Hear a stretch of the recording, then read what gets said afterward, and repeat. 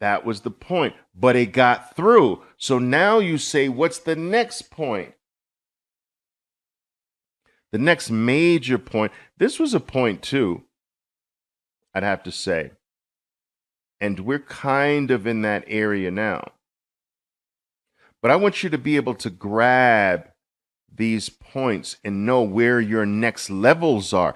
This can be very, very powerful.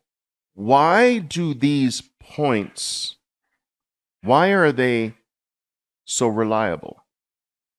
It's all human nature.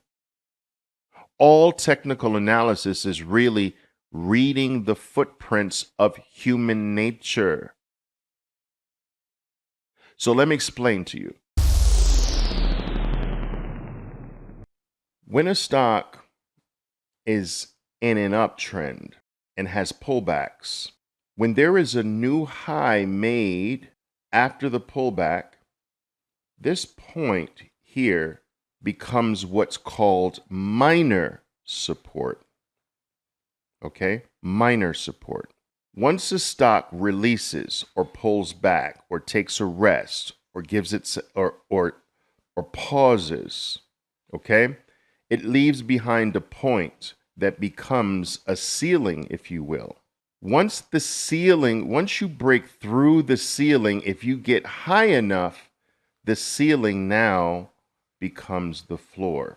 Now, these levels of minor support and resistance, they hold regularly enough for you to know this concept. Nothing is 100%. You'll always be able to find exceptions, and these things will always fail sometimes, but they happen to be relevant enough for you to be aware of the concept. All right? So, once again, rally, pull back, that rally point, that pullback point becomes mild resistance. If you break through, now, if you break through mildly, it doesn't count. You have to get high enough for that point to be support.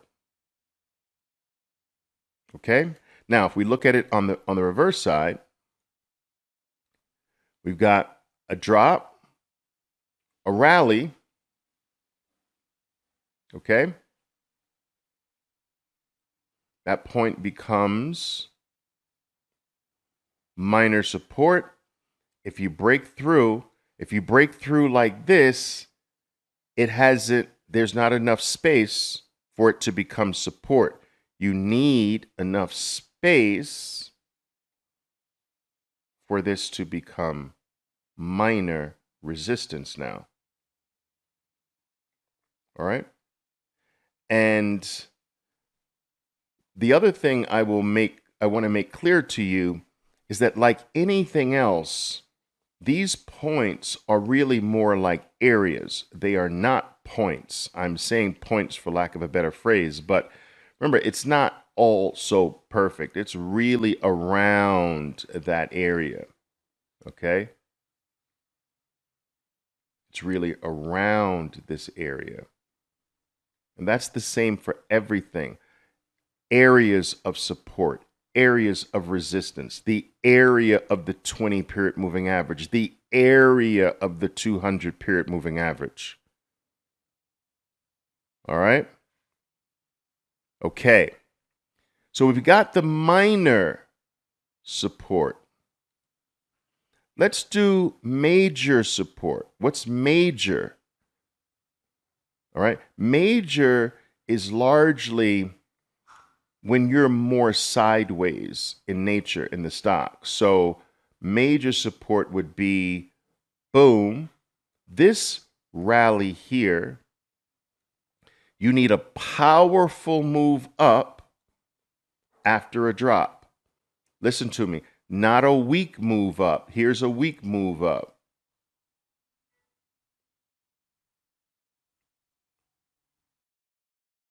All right?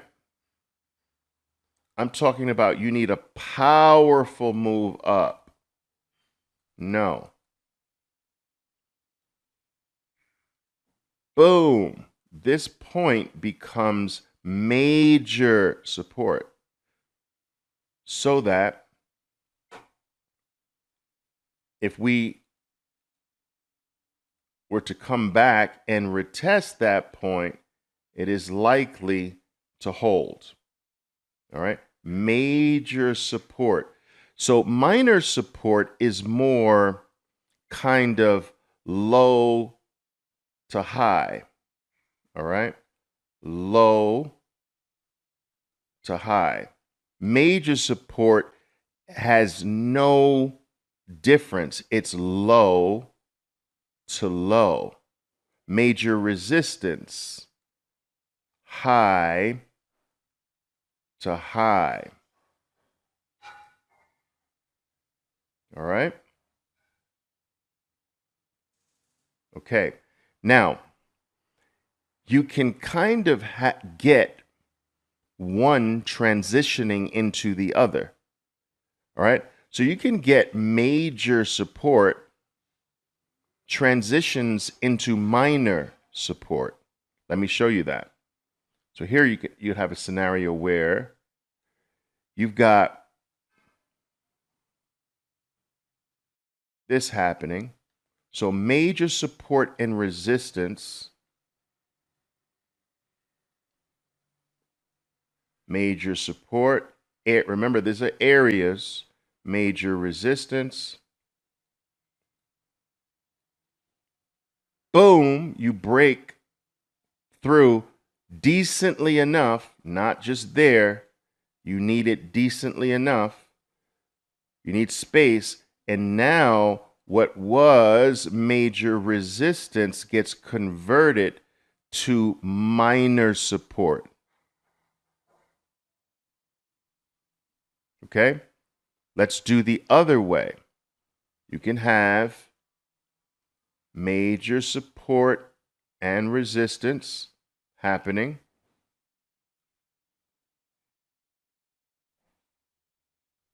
Major support, major resistance. We break down big enough, converting this major support area to resistance, minor resistance. Support becomes resistance.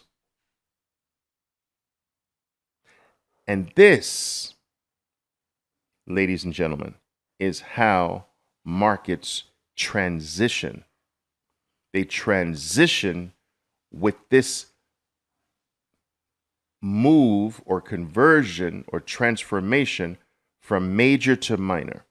Okay? And so you can have this. All of this is minor happening, right? See that?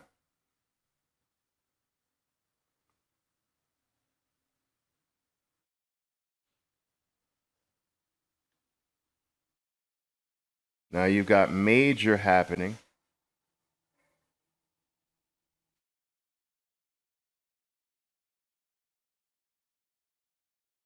Now you've got minor happening again. And you've just transitioned from a stage 4 downtrend to a stage 1 sideways trend to a stage 2 uptrend.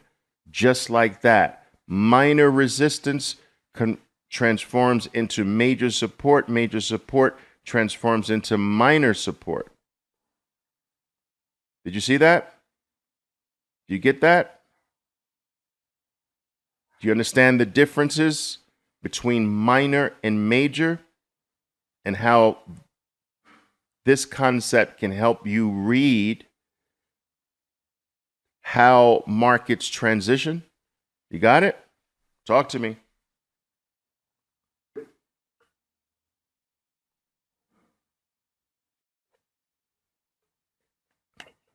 I know we're on a delay, so I always have to wait to see your comments. Just want to make sure this is clear. All right, fantastic. Good, good, good. All right, so let's take a look. Let's take a look at Bitcoin. Let's take a look at Bitcoin. Thank you. Ben says this is powerful stuff. Let's take a look at Bitcoin. What do I have this for? Okay, let's take that off. Take that off. Okay. Here's Bitcoin, which has had an incredible rally. This is a 46% rally off the low. 46%. Wow. It's crazy. I think it's maybe 47 or 8% now, or something like that, maybe. Anyway, it's very powerful. Now, let's go back long enough and let's use this concept here. Now, when you are in sideways, you're dealing with, remember, it's an area, major resistance area, major support area, right?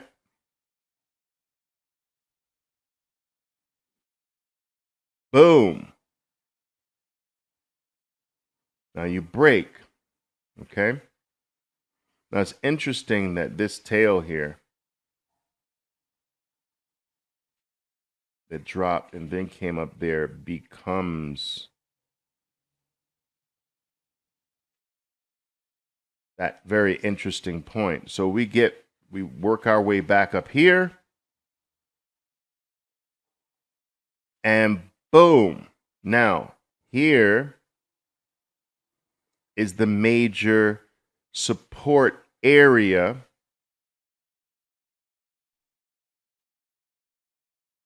And boom. And if you look carefully, this area, which was major support, becomes, boom, minor resistance. Okay?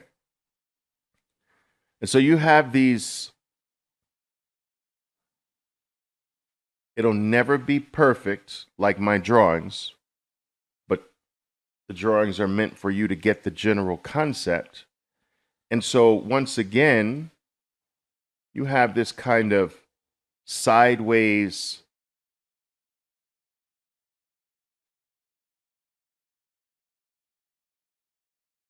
and boom, you get high enough. And so if Bitcoin were to begin to pull back, what would be the area of support?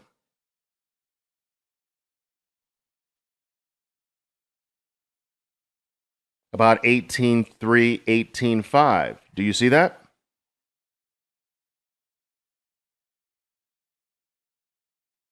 Let me know if you see that.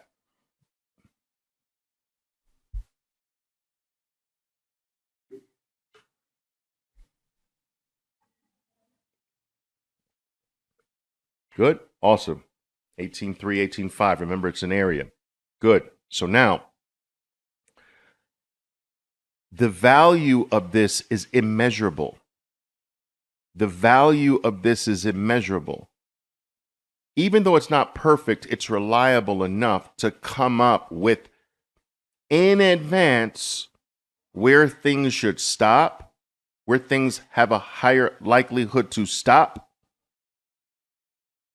where things have a likelihood to go, because a lot of times they go to resistance. The stock will get to resistance. You understand? So a lot of times, like if you're doing this, boom, major support, a lot of times this will go to resistance. Knowing that in advance is a key to making tremendous amounts of money. When you break through support, the likelihood is that this goes to resistance. Not all the time, but a lot of the time. You understand? So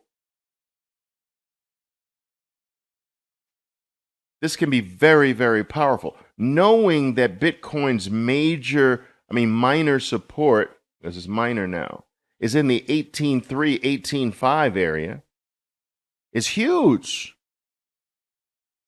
Because if this were to drift back down into that area, every news article, everybody would be calling for how Bitcoin's rally failed, this and that, or whatever. You would know that that's an amazing area. If I see a strong signal there, an elephant bar, a bull 180, a powerful tail bar, whatever in that area, that support is being held. And while everybody's calling for doom, everybody is saying that, Bitcoin's rallies failed, this and that, it's breaking down again, it's going to 10,000, you would know in that area that's a decent area of support. All right. I'm not sure we'll get there, but if we do, you'll know. All right. So it's very, very powerful. Now, remember I told you that wherever something has fallen from hard, that point right there is major resistance. Wherever something has rallied really hard, that point becomes major support. This is very important to understand. So if you have dropped hard from a point, this is powerful resistance. All right? If you have rallied hard from a point, this is powerful support. Okay? Now, look at this. We dropped hard from that point right there. So where should Bitcoin go? Remember, I told you that when you find these points, there's a decent likelihood of the point. If you start to get a move back up, it's going to that point. You understand? So next stop for Bitcoin is potentially around the 25,000 mark. Why? Because we dropped. Now, what was the last sharp drop? Do you see? Right here, right? Boom. Now remember, it's an area. Now go to the right and look at where Bitcoin stalled. It had no stall all the way until that point, and it stalled for over a week. That was the point, but it got through. So now you say, what's the next point? The next major point, this was a point too, I'd have to say. And we're kind of in that area now. But I want you to be able to grab these points and know where your next levels are. This can be very, very powerful. Now, why do these points, why are they so reliable? It's all human nature. All technical analysis is really reading the footprints of human nature. So let me explain to you. If a stock, boom, rallies hard from here, the people who bought here in this area, they are happy. They got rewarded for their buy in that area. When you come back to the area where When this stock comes back to the area where this group got rewarded, what do you think they're likely to try again? Buy. They got rewarded from there before, so the same three, buy again. Let's see if there's a repeat.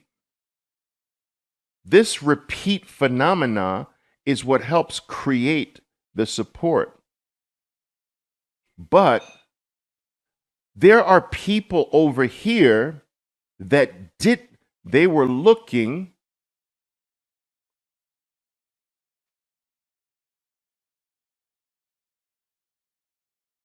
and they missed this.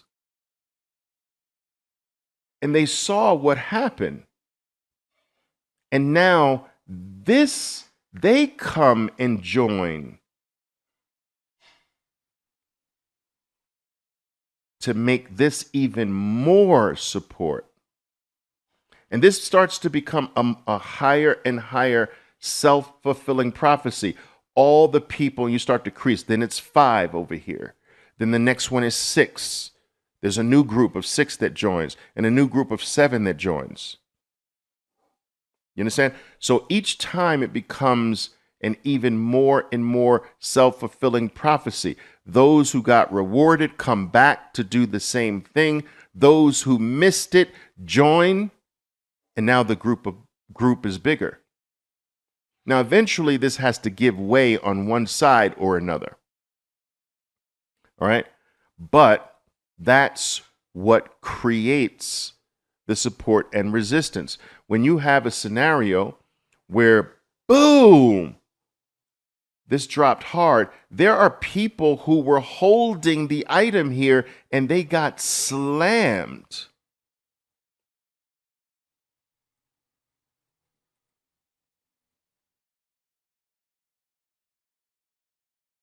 What do you think they're likely to do up here?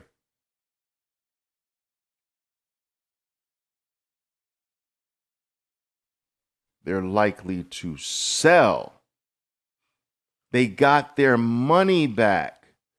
They got blessed. They got lucky. They got their money back. Now, so all the people that got slammed, those who held on, are likely to sell at or near the origin of they got all of their money back. Okay? So they're likely to sell. You and I watching over here, we're likely to join if there's a sell signal there. So the group that sells gets bigger here, making this point stronger. Does this psychological aspect that I'm explaining to you, does it make sense? Do you get it?